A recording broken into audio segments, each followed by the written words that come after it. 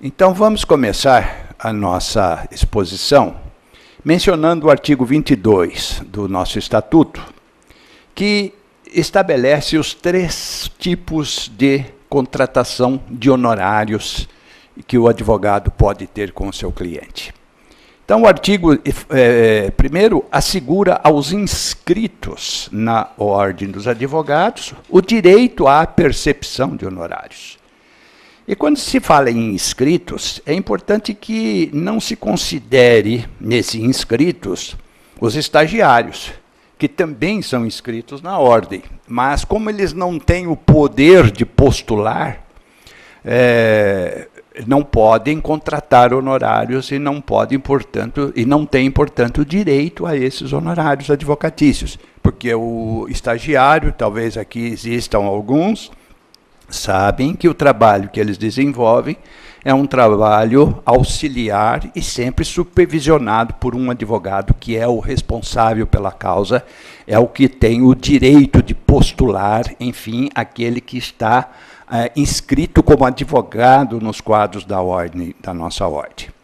Portanto, assegura aos inscritos na OAB a percepção honorários. E que honorários existem? Temos os 3 tipos principais: convencionados, os fixados por arbitramento judicial e os honorários de sucumbência. Vamos fazer uma breve visão de cada um deles. Honorários convencionados, como o nome está dizendo, são aqueles que são combinados, que são tratados, aqueles que o cliente e o advogado negociam, conversam. Eu digo negociam não no sentido mercantilista, mas no sentido de que muitas vezes nós apresentamos aos nossos clientes um determinado valor e o cliente, doutor, eu não posso pagar tudo isso, dá para o senhor diminuir? Então tem aquela negociação e chega-se a um ajuste. Esses são os honorários convencionados. Outros são os fixados por arbitramento judicial. Quando entre as duas partes, o cliente e o advogado, não se estabelece um valor fixo dos honorários, ou não se chega a um resultado definido, um número definido, ou poderá depois ocorrer a ação judicial de arbitramento de honorários. Ou seja, o advogado entra com uma ação para que haja um arbitramento pelo juiz. É onde ele terá, portanto, uma sentença condenatória, que é um título executivo judicial, e esse título poderá ser executado ou executado através do cumprimento de sentença. Então, ou o cliente entra com a ação contra o advogado para obter uma fixação. Vejam vocês que no polo ativo da ação poderá estar tanto o cliente como o advogado. É importante que ocorra o quê?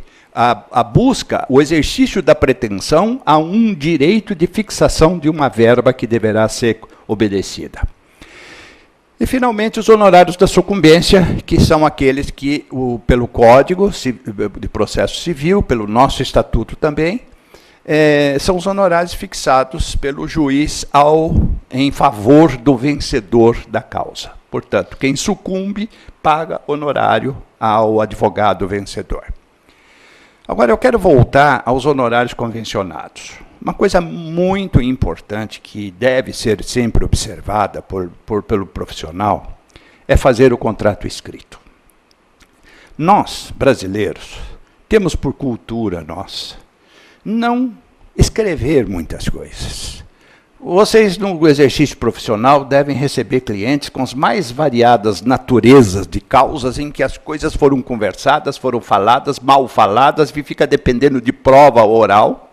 Por quê? Porque, primeiro, não houve uma consulta prévia a um advogado para se fazer um determinado negócio jurídico. Segundo, as partes conversam, falam, mas não escrevem. E isso depois traz problemas.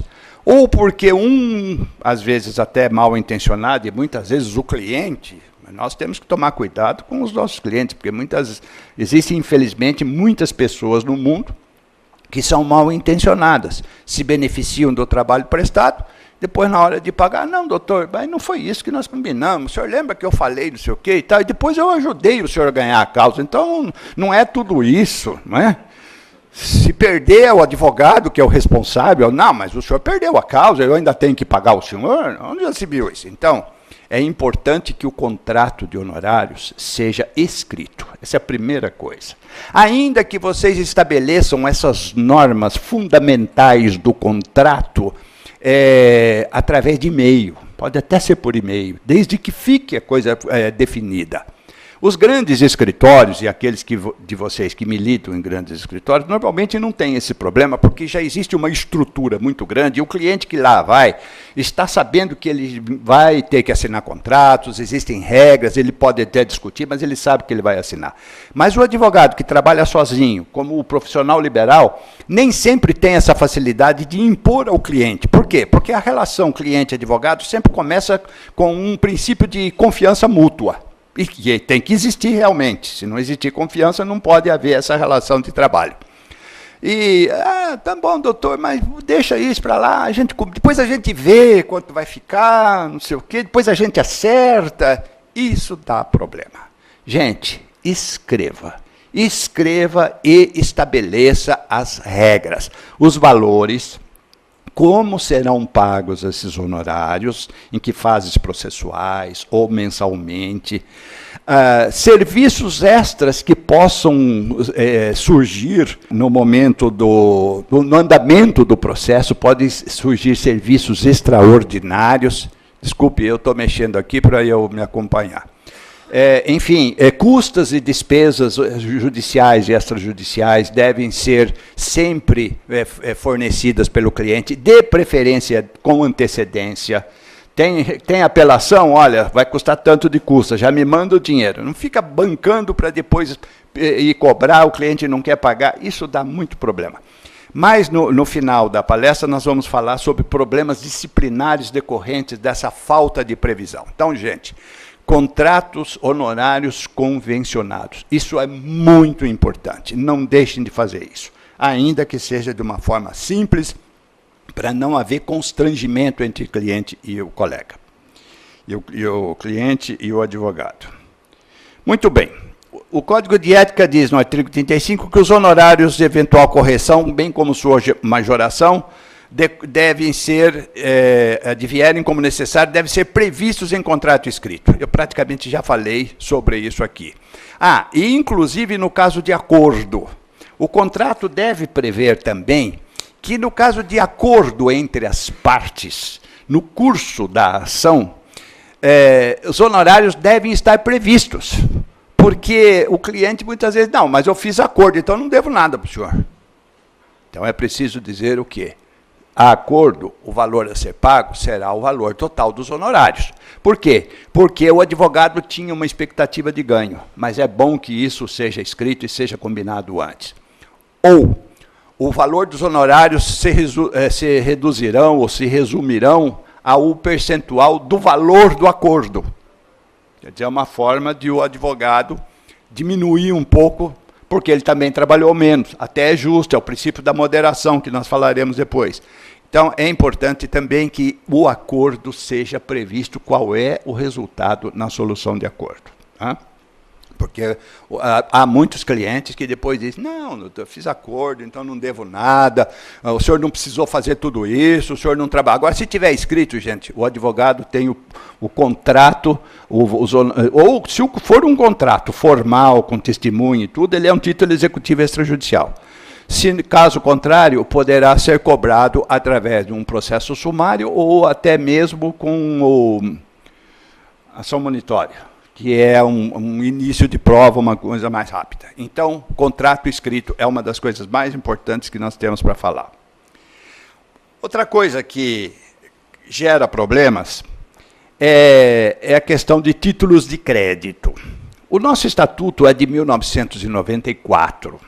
Naquela época, nós vínhamos de um estatuto anterior que era baseado nos anos 30, nos anos 20, nos anos 40, onde a advocacia era essencialmente liberal e o advogado trabalhava sozinho ou com mais um ou dois no seu escritório.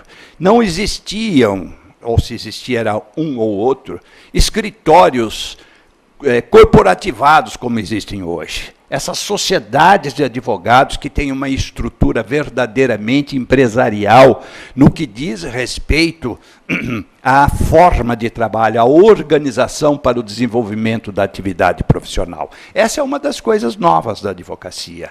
O artigo 5º do Código de Ética diz que a advocacia é incompatível com qualquer procedimento de mercantilização. Ora, qualquer coisa que se assemelhe à mercantilização, a advocacia é avessa a isso. Ora, essa disposição, esse princípio, vem de tempos de quase um século atrás. Hoje, não é possível mais existir isso. Tanto que a advocacia e as sociedades hoje têm uma estrutura empresarial. Não há que se confundir aí que a advocacia seja uma atividade empresarial. Não, absolutamente não. Mas a estrutura, a forma, é toda de uma empresa, igualzinha a uma empresa. Contabilidade, assessoria de imprensa, departamentos paralelos que acompanham, são os paralegais, obrigado, doutor Cristian. Enfim, são atividades que hoje fazem parte. Por quê? Porque hoje o mundo mudou e a advocacia não pode ficar anacrônica, não pode ser jurássica, ela tem que estar se atualizando também. E o artigo 42 diz que o crédito por honorários advocatícios, seja do advogado autônomo, seja de sociedade de advogados, na época já existia, evidentemente, não autoriza o saque de duplicatas ou qualquer outro título de crédito de natureza mercantil. Muito bom. Duplicata, e aqui vamos entrar rapidamente no direito empresarial. Duplicata é um título de crédito essencialmente mercantil, porque ele decorre da fatura, que é a compra e venda mercantil. E é só no Brasil que existe também isso. Não é? Nas aulas, eu costumo sempre dizer muito, nas aulas de direito empresarial, dizer para os alunos que é só no Brasil que existe duplicata. Em outros países existe letra de câmbio, existe nota promissória, fatura, e para na fatura. Muito bom. Então, a duplicata é um título essencialmente mercantil. Mas a nota promissória e o cheque e a letra de câmbio, que são os outros títulos de crédito principais, além de debêntures, warrants, etc., que não vem ao caso, mas esses que são mais utilizados, não são necessariamente mercantis. A nota promissória e o cheque são utilizados em atividades econômicas civis. A compra e venda de um automóvel de um vizinho para outro é uma atividade econômica mercantil que pode ser paga com cheque e com notas promissórias. O que define, portanto, se o título de crédito é mercantil ou não, é o negócio subjacente que deu origem àquele título de crédito. Porque o direito cambial sempre sucede ao direito negocial, ao direito obrigacional inicial. Porque sem o direito substantivo, sem o direito obrigacional, não surge o direito cambial, que só virá se o negócio não for à vista. E mesmo sendo à vista, poderá ser com cheque. O cheque é o título de crédito. Na teoria, até há alguns doutrinadores que entendem que o cheque não é título de crédito, mas não vamos entrar nisso. Então, vejam, senhores, que essa natureza de ser ou não ser título de crédito, no Tribunal de Ética, e lá estava eu, nos anos 98 a 2006, e eu cheguei a emitir pareceres, relatei processos com relação a esse assunto, como vou mostrar em seguida para os senhores. Desenvolvendo exatamente essa teoria. E mais uma coisa que é importante. Título de crédito, desde que seja criado, sacado pelo devedor, que são a nota promissória e o cheque. A letra de câmbio é título de crédito criado pelo credor, que estabelece uma ordem ao seu devedor para que pague a ele ou a terceiro determinada importância. Então, a vontade de criação do título não pode partir do credor, tem que partir do devedor, que é o caso do cheque e da nota promissória. A nota promissória como promessa de pagamento futuro e o cheque como ordem de pagamento à vista.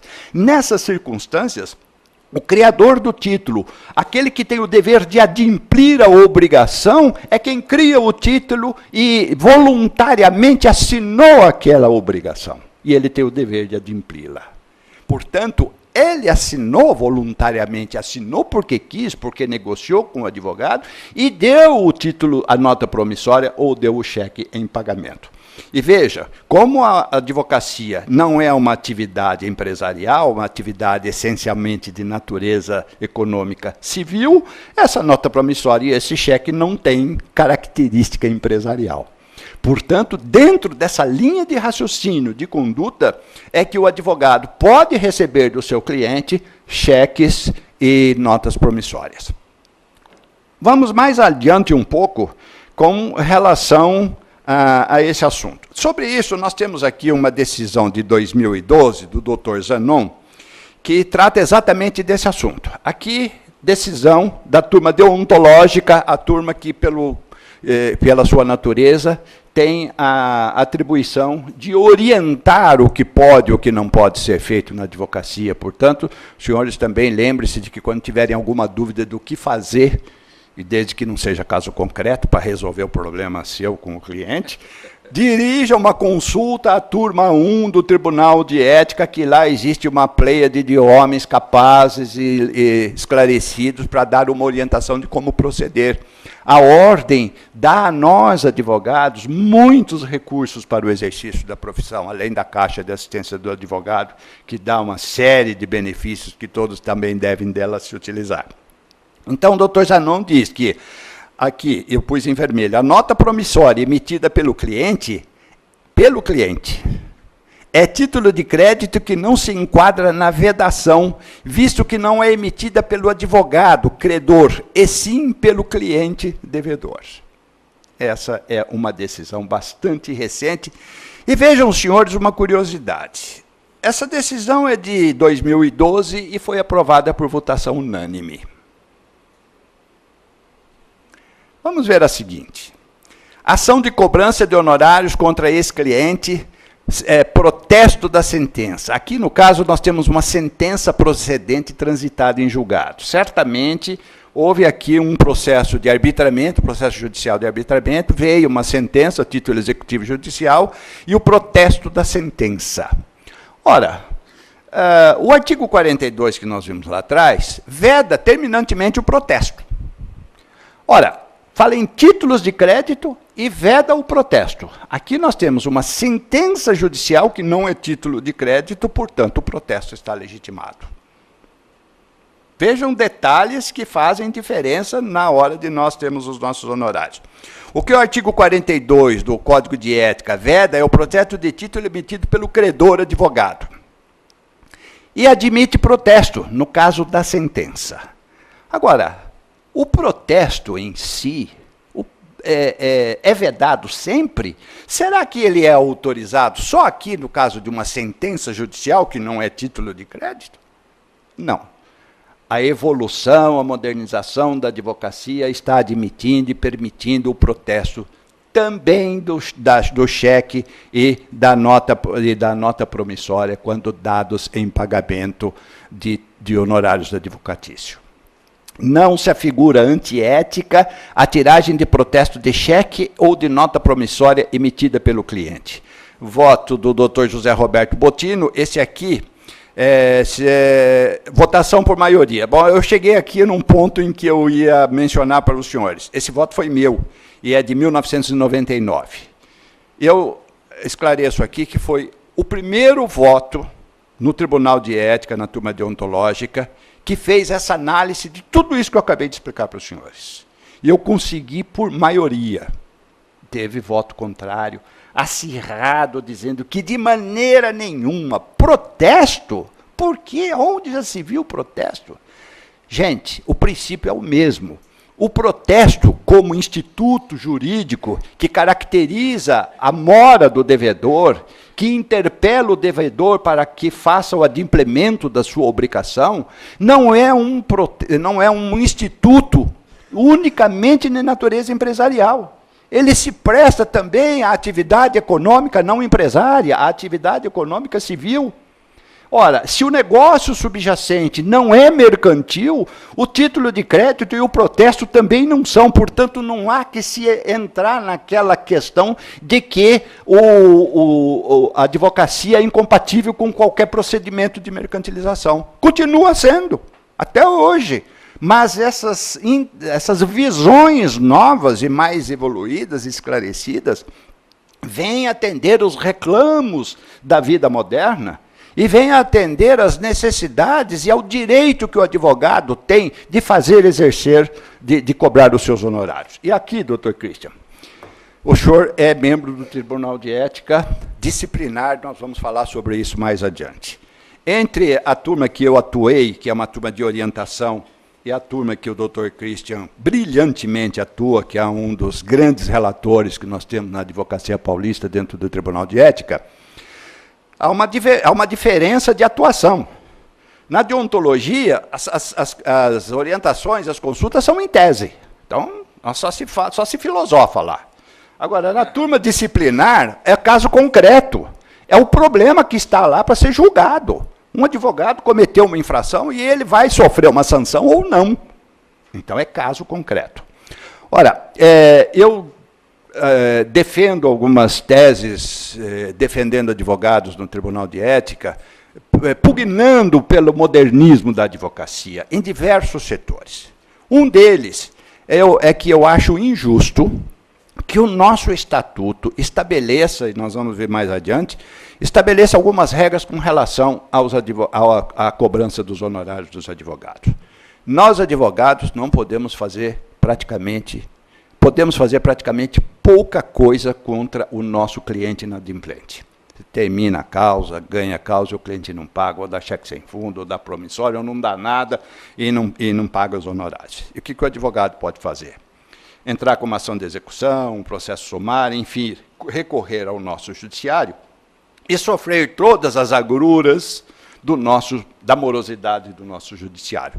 Que nós já sofremos advogando porque o cliente não entende por que a justiça demora tanto, principalmente agora vamos advogar em causa própria. Vamos sofrer aquilo que o cliente sofre. Então, vamos sofrer duplamente, como advogado e como parte.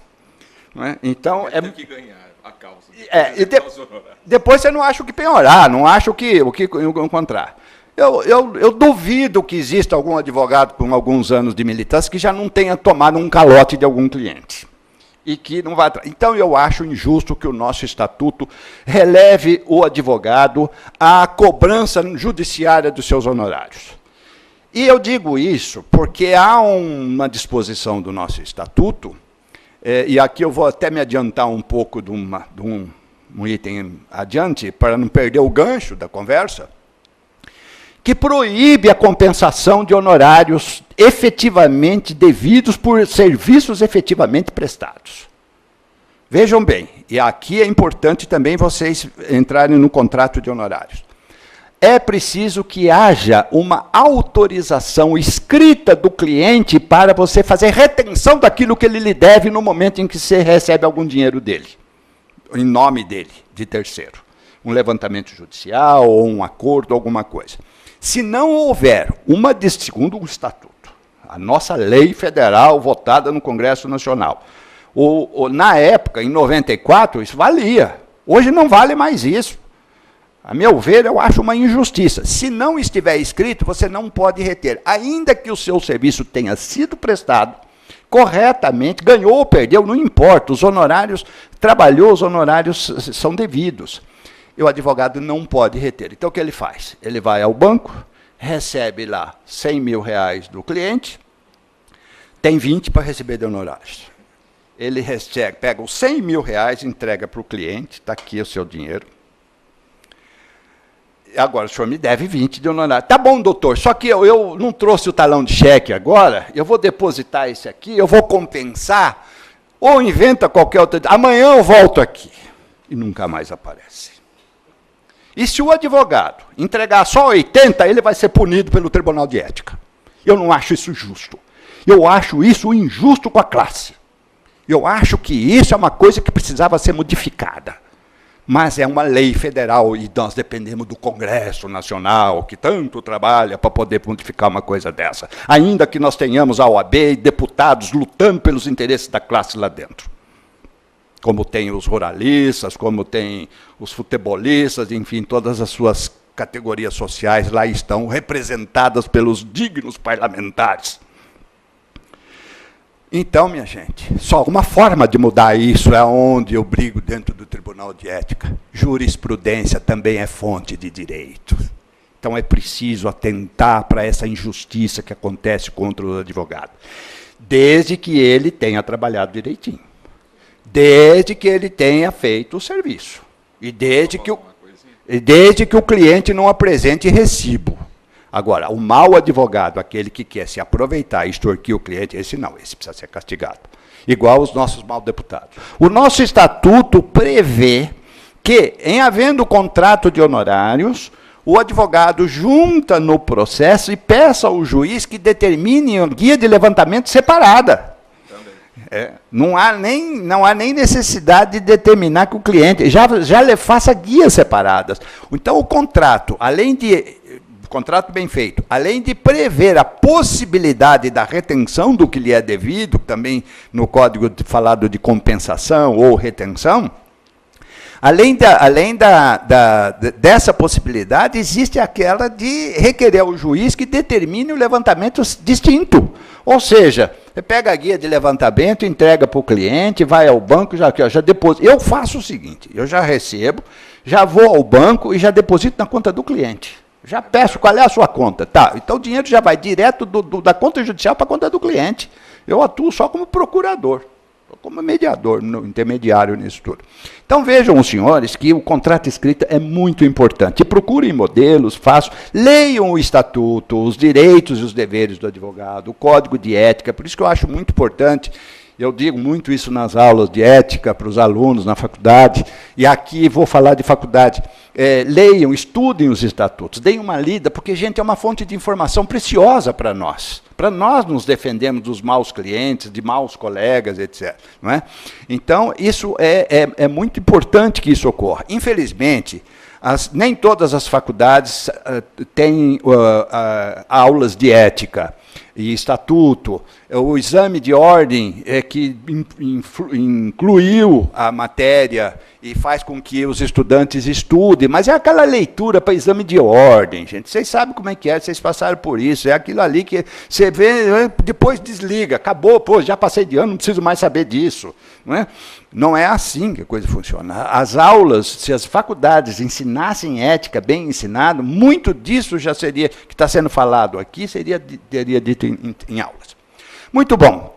Então, em 1999, eu comecei isso, viu, doutor Christian? Eu tive uma consulta de um advogado, e eu parei, meditei, e esse voto está nos julgados, volume 8º, na página 100, julgados do Tribunal de Ética, são uns livros que a Ordem editou até o ano 2003. Eu assumi a presidência no ano 2004, foi 4, 5 e 6, que foi a primeira gestão do doutor Durso. No final da minha gestão, eu estava com mais 3 volumes prontinhos para serem publicados, mas por razões de ordem interna da ordem não foram publicados. Eles posteriormente foram trazidos por CD e difundidos, mas existe no site da OAB, que depois no final eu vou explicar para vocês. Então, essa é uma evolução da advocacia, títulos de crédito, protesto, mas não para nisso aí, boleto bancário. Em 2010, por votação por maioria, nós tivemos autorização de possibilidade de cobrança de honorários por boleto bancário. Por quê? Porque o boleto bancário é um instrumento mercantil, passa pelo banco, todo mundo vai ficar vendo que fulano é cliente de fulano. Eu acho isso meio esquisito, esse tipo de sigilo. Sigilo é aquilo que está dentro do processo. Agora, ser cliente de advogado não é vergonha nenhuma. Por que sigilo para isso aí? Não vejo necessidade disso. É uma coisa que eu combati dentro do Tribunal de Ética. Por quê? É vergonha ser cliente de advogado? Qual é o problema de ser? Você é cliente de médico, cliente de dentista, não é? Muitas vezes o cliente fala, não, o meu advogado é fulano de tal, ele se orgulha de ser, agora vai ser sigiloso isso? Não vejo por quê. Muito bom, aqui diz que o boleto bancário, desde que autorizado pelo cliente, aqui é uma certa reserva justa, inclusive, se o cliente concordar, tudo bem, então faz o boleto bancário. Cartão de crédito, votação em 2013, agora, em setembro, tem 6 meses. Não é? Cartão de crédito, a evolução da advocacia. É aceito o pagamento de honorários através de cartões de crédito. O que não pode é a bandeira, cartão de crédito, fazer alguma publicidade do advogado como sendo uma pessoa que se utiliza daquilo ali. Isso não pode, tem que ser uma coisa reservada. Vejo que a advocacia está evoluindo e há mais coisas ainda para evoluírem. Este já é voto por maioria. Vocês estão vendo? O protesto, a nota promissória começou por maioria, hoje é unânime. Aqui ainda está na maioria, vai ser unânime a qualquer momento. Por quê? Porque as coisas estão se renovando, estão prosseguindo. Autorização prévias. Aqui é o que nós já falamos e o doutor Christian me deu a satisfação de contribuir no esclarecimento para vocês. O artigo 35, os honorários devem ser previstos em contrato escrito. Novamente volta a esse assunto. Depois, parágrafo 2º, a compensação ou o desconto de valores devem ser entregues ao constituinte ou ao cliente, só podem ocorrer se houver prévia autorização ou previsão contratual. Já esgotamos esse assunto. Retenção de valores, agora aqui, constitui infração disciplinar. O artigo 34 do Estatuto é o que elenca todas as infrações disciplinares, além de algumas outras do Código de Ética. São 28 incisos, ou 29. O 21 diz, recusar-se injustificadamente a prestar contas ao cliente. O que é esse prestar contas ao cliente? É entregar aquilo que é dele. A questão de prestação de contas no final de uma causa, e inclusive durante a causa, é interessante que isso seja feito, quando há alguma movimentação de valores, é interessante que haja uma prestação de contas parcial. Olha, as nossas contas estão assim, assim, assim. Você me forneceu isso, eu já gastei isso, os comprovantes estão aqui. Tá? Faça-se uma contabilidadezinha, um débito e crédito, e mande isso para o cliente, manda anexo num e-mail. O cliente nunca vai poder reclamar que o advogado não deu satisfação para ele, não deu explicações de onde foi parar o dinheiro, do dinheiro que ele deu ou não. Porque isso, às vezes, lá no Tribunal de Ética, aparece lá, o advogado nunca me explicou nada. As pessoas vão reclamar porque o advogado, o processo não anda, ele nunca me dá uma satisfação. De fato, o processo não anda. Manda uma apelação para o Tribunal de Justiça, vai demorar 5 anos para ser julgado. Cada 6 meses você mande uma mensagem para o cliente, olha, seu processo continua com o relator. Seu processo continua com o relator. Esperemos que o relator decida. O andamento é esse, a previsão pode ser de 6 anos, você pode dar um a mais. Não. Mas diga ao cliente, para o cliente não ir na ordem e dizer, meu advogado nunca me deu satisfação. E o advogado tem que responder a um processo disciplinar, ainda que ele seja absolvido, mas vai ter esse aborrecimento, esse dissabor. Principalmente se for aquelas pessoas, aqueles clientes mal informados, aquelas pessoas incautas, aquelas pessoas simples, de escolaridade, de cultura, que gostam de armar um barraco. Então, tome cuidado com esse tipo de coisa. Explique sempre, vai lá, porque está cheio de advogado vítima dessas incompreensões. E as pessoas não entendem essas coisas. Nós aqui somos todos autores, todo mundo entende. Eu falo, vocês me entendem, eu explico, convenço vocês, ou vocês me convencem, mas vai falar isso com o povinho aí. Com todo respeito a eles. O seu problema social é outro, não vamos entrar nisso. Nós, advogados, precisamos nos precaver contra esses problemas sociais que existem. E nós somos vítimas também de problemas sociais, até porque a advocacia é uma função social. E tem que trabalhar para eles também, é justo, merecedor, está muito certo, nada contra. Mas cuidado, precavenha-se.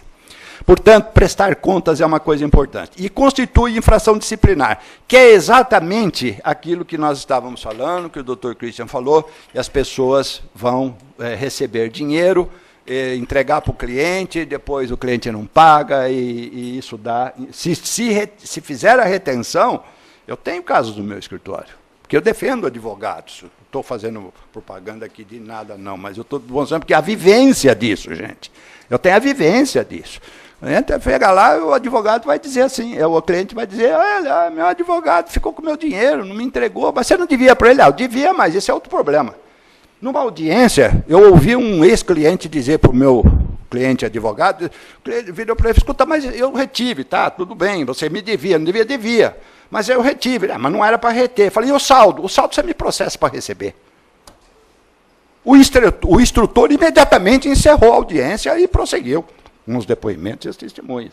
Veja a disfarçateza que nós advogados estamos sujeitos. Por isso que eu acho injusto o nosso dispositivo legal que proíbe isso. O cliente é que teria que provar que o serviço não foi prestado, teria que provar que o advogado agiu errado. E aí sim pune o advogado. Mas inverter, parte-se da presunção de que o advogado é culpado. Que direito penal é esse, que a nossa ordem tanto defende prerrogativas e tanta coisa, e depois, na hora de defender o advogado, o cliente é que tem razão e o advogado é que tem que se defender. Então, o cliente que acusa, que se defenda, e o advogado com o dinheiro no bolso, os honorários dele. Se tiver que devolver, o cliente que vai cobrar, então. Por que nós é que temos que fazer isso? Quando, na maioria dos casos, o serviço é feito honestamente, corretamente. Então, há umas coisas, doutor Christian, que eu me rebelo com relação a certos dogmas que existem dentro da nossa ética e disciplina. Vejam os senhores, na página anterior, depois embaixo a sanção pela essa questão de prestar contas, a falta de prestação de contas, da suspensão de 30 dias a 12 meses. O sujeito também a multa é agravante, não é obrigatória, mas poderá funcionar como agravante. Não é? Então, é uma coisa muito séria. Fica suspenso, 30 dias no mínimo. E depois, lá na frente, diz, na suspensão é aplicável. E diz o parágrafo 2º do 37. A suspensão perdura até que satisfaça integralmente a devolução do dinheiro. Isso é outra coisa que eu acho errada. Isso é uma perpetuação da pena. Se você suspende o advogado, ele não pode ganhar dinheiro, como é que ele vai pagar? E ele fica suspenso até o dia que ele devolve. Ele vai ter que recorrer a empréstimo bancário, vai ter que pedir para a sogra tirar da poupança, emprestar para ele, pagar uma obrigação que muitas vezes ele não é culpado por aquilo, ou porque a coisa ficou muito na letra fria da lei, que felizmente está havendo uma interpretação mais justa e menos legalista. Gente, entre a justiça e o direito, fiquem sempre com a justiça, viu? Eu tenho quase 50 anos de profissão. Sou professor universitário, militei no Tribunal de Ética, militei intensamente na advocacia por quase 50 anos, ainda estou trabalhando. Tenho 70 de idade. E pretendo ficar mais uns 10 ou 15 ainda, para vocês me aguentarem até lá. Não tirando o cliente de vocês, porque eu já estou diminuindo a minha advocacia contenciosa. Estou fazendo umas coisas mais leves, deixando aquilo para quem está com sangue novo, com saúde, com vigor, para correr atrás de juiz, de cartório, de promotor, que depois de 50 anos você não aguenta mais esse tipo de coisa. Mas eu tenho vivência para dizer isso a vocês. É mais importante ser justo do que ser legalista. Porque muitas vezes as leis são mal feitas. Bismarck já disse que se o povo soubesse como são feitas as leis e as salsichas, foi o grande chanceler do Reich alemão. E vejam vocês, como é que são feitas as nossas leis, minha gente, na calada da noite do dia 29 de dezembro. E eu tive, quando jovem, eu tive um amigo que a família tinha fábrica de salsicha. Um dos ingredientes é papel jornal molhado. Era, pelo menos, né? No bairro, na periferia, era assim. Hoje acho que não é mais, hoje a Sadia e essas estão muito rigorosas. Mas a frase ainda é válida. Portanto, suspensão aplicável até... Código de Ética e Disciplina. Compete também instaurar o processo. Então, veja bem, na eventualidade de uma infração, é o Tribunal de Ética e Disciplina que vai instaurar o processo administrativo. Até porque só a OAB tem competência por força de lei para punir advogado. Não adianta juiz querer dizer que vai punir advogado, que ele não vai punir coisa nenhuma por exercício profissional. Não vai punir nada, que ele pode oficiar a ordem é que vai tomar as providências. E, via de regra, a ordem não dá resposta para o juiz também da solução que ela deu. Porque se você fizer uma representação contra o juiz, você nunca vai conseguir acompanhar o processo, nem saber o resultado daquilo que aconteceu lá. Então, a recíproca é verdadeira. A ordem instaura o processo, pune ou não, mas o juiz não fica sabendo o resultado. E eles sabem disso, que eles nem procuram saber. E o problema é interna corporis. Se mandou o ofício, o problema é da ordem. Compete à ordem punir os advogados. Então... Não Não dá resposta. Instaurar de ofício processo competente sobre ato ou matéria que considera passível de configurar em tese infração a princípio ou norma ética profissional. Esse é o processo disciplinar que tem toda uma tramitação, ele pode ser arquivado liminarmente, não é? Depois de uma defesa prévia, que eu costumo dizer que não é prévia, não, viu, doutor Christian? Eu, quando faço a defesa prévia do cliente, eu descarrego tudo que tem que descarregar, jurisprudência e interpretação dos fatos. Interpretação dos fatos é uma coisa que eu faço muito, porque a lei diz isso, mas o fato, da maneira que ele aconteceu, as circunstâncias entre as pessoas e os momentos, isso pode mudar a natureza da coisa. Ela pode ser legal e não ser justa. E eu uso muito isso, falo muito isso, porque o humanismo do direito, uma profissão, uma ciência essencialmente humanista, o ser humano é que tem que ser observado em qualquer circunstância, muito menos do que o fato em que ele está envolvido. Então, primeiro, analisa-se o ser humano, vê quem é, qual é essa pessoa que está sendo processada, quem é ela, por que isso? Aí depois você vai olhar se aplica ou não o direito a ela. Isso em tudo na advocacia. Então, essa instaurar de ofício é o Tribunal de Ética que vai decidir, que vai examinar sobre isso tudo. E o juiz não tem força de punição sobre o advogado, não. Aí entra aquela questão da independência, da igualdade, coisas que estão no estatuto, que são outros temas. Bom, uma orientação final importante sobre alguns assuntos em geral, para depois nós passarmos às perguntas de vocês e ver as curiosidades, as dúvidas que possam ser sanadas. Introdução ao Código de Ética. Antes de mais nada, recomendo, leiam o Estatuto, o Código de Ética. A ordem tem uns livretos assim pequenininhos que a gente põe no bolso, lê no metrô, lê no trânsito, lê no trem, no avião, no barco, lê na rua. Aquilo, você lê um capítulo, você vai descobrir que você vai aprender alguma coisa que vai ser útil no exercício da profissão. O princípio da moderação. Em questão de honorários, o advogado... Eu sou contra o advogado trabalhar de graça, a não ser em determinadas circunstâncias sociais. O advogado não tem que trabalhar de graça, não. Tem que valorizar a si próprio. Há um ditado que diz que cada um vale aquilo que cobra. Se você não cobra nada, então você também não vale nada. Então eu sou contra trabalhar de graça. Agora, a não ser para você fazer o inventário da sogra. Aí, a vozinha, a minha avó morreu, aí essas coisas de casa, assim, não conta, né? O filho da empregada foi preso, aí você tem que atender, alguma coisinha assim. Mas esse negócio de organizar, sistematizar essa tal de pro bono, eu acho isso daí um absurdo. Porque isso só serve para justificar abatimento de tributos para as corporações de advogados, é só para isso que serve. E para dizer para o cliente, porque tem clientes estrangeiros que são ligados, americano que é coisa, isso é coisa de americano. Americano gosta dessas coisas. Se você não tem atividade social, eu não te contrato. Então, veio isso para o Brasil também, modernismo. Está aí o modernismo e tal. Mas faça isso com certo critério. Até os escritórios estão neutralizando carbono. Hoje o escritório nosso neutraliza carbono. Está vendo? É isso aí. Quer dizer, somos jungidos a umas... O que de fato não é errado. Aquilo que você pode contribuir, contribua, faça. Mas, de uma maneira geral, cobre os seus honorários, cobre consulta. Cobre consulta. Artigo 1º do Estatuto. Atividade da advocacia é consultoria,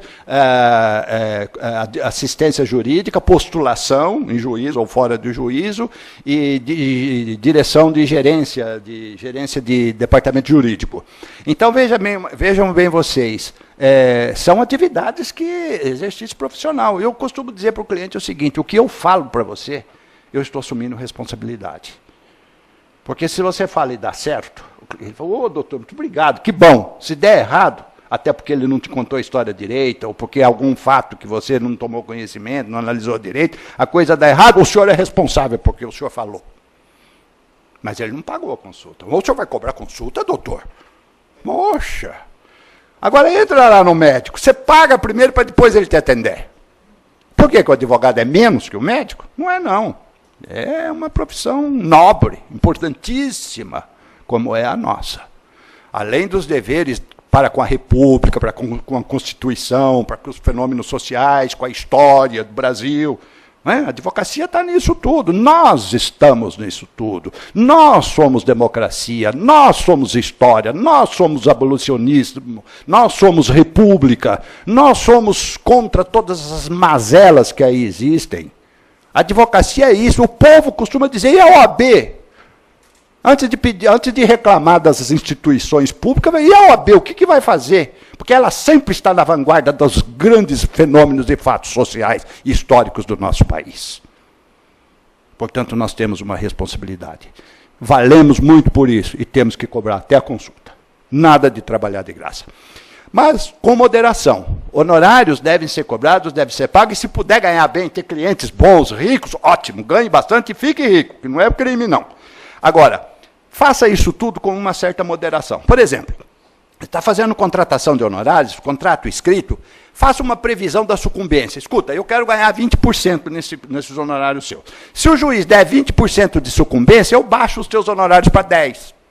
É uma forma de você ganhar o cliente, de compensar. Você não precisa ganhar 40%, ganhe 30%, ganhe 25%. Faça uma compensação entre uma coisa e outra. No caso de sucumbência. Ou no caso de êxito, olha, se ganharmos nessas circunstâncias, tudo, então você me dá mais um êxito de tanto, e não precisa cobrar o saldo do contrato inteirinho, cobra só uma parte. Enfim, faça uma negociação de bom senso. Isso é que é o importante. Diz o princípio, isso está na introdução ao Código de Ética, são os princípios, 2 aqui dos princípios norteadores do exercício da profissão. Ganho material e finalidade social. Não se deve pôr o ganho material na frente da finalidade social. Ou seja, você deve ganhar dinheiro, é justo, é certo, vocês lutam, trabalham, são jovens, vão casar, vão ter filho, vão ser chefe de família, pai, mãe, tem filho para criar, precisa ganhar dinheiro. Mas mais importante do que isso tudo é a atividade profissional com responsabilidade, com senso, com ética, com obediência aos princípios da boa convivência. O dinheiro vem atrás, porque você se torna um bom advogado, se torna uma pessoa conhecida, se torna aquele advogado que um indica para o outro quando você vê que você está cheio de serviço. Não é com 6 meses de profissão, não, são com 10 anos. Qualquer profissão, você demora 10 anos para conseguir ganhar bastante dinheiro. Mas é assim que se faz. Começar a ganhar. Exatamente. Mas é assim que se faz. É preciso ter responsabilidade do trabalho. É preciso abraçar a causa, acreditar na causa. Se não acreditar, não aceite. Entendeu? E faça essa atividade, faça esse trabalho, esse desenvolvimento. E depois o dinheiro vem. Então, não pôr o ganho material na frente de tudo. Tem gente que, não, eu quero tanto, e depois não olha o processo, não acompanha o andamento, não entra com recurso, faz as coisas, e só fica pedindo dinheiro para o cliente. Aí é a mercantilização da profissão. Aí não deve. Isso é errado, acaba no Tribunal de Ética. Fatalmente vai acabar lá. Outra coisa. É importante, consultem o inventário do Tribunal de Ética, aí está o caminho. Ali vocês encontram cerca de 20 anos de orientação da deontologia, de como proceder. Desde os mais antigos, para quem quer fazer um estudo museológico, até as mais recentes nós estamos em fevereiro, de janeiro, acho que não houve a sessão. De novembro de 2013. Ali tem orientação por assunto. Internet, bota lá internet. Tem os melhores pareceres.